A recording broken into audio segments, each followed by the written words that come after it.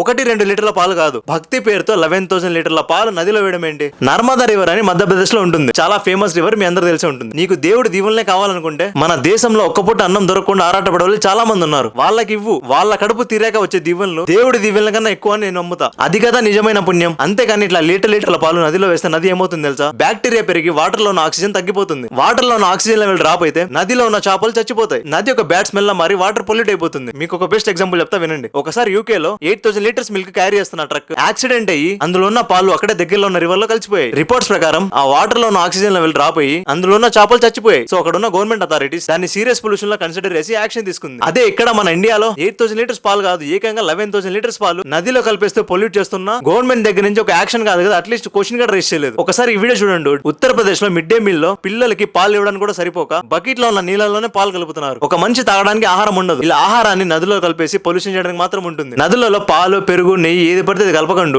భక్తి ఉండాలి కానీ గుడ్డి భక్తి ఉండకూడదు. వీడియో నచ్చితే వీడియోకి ఒక లైక్ చేసి పేజ్ ని ఫాలో చేసి పెట్టేసుకోండి.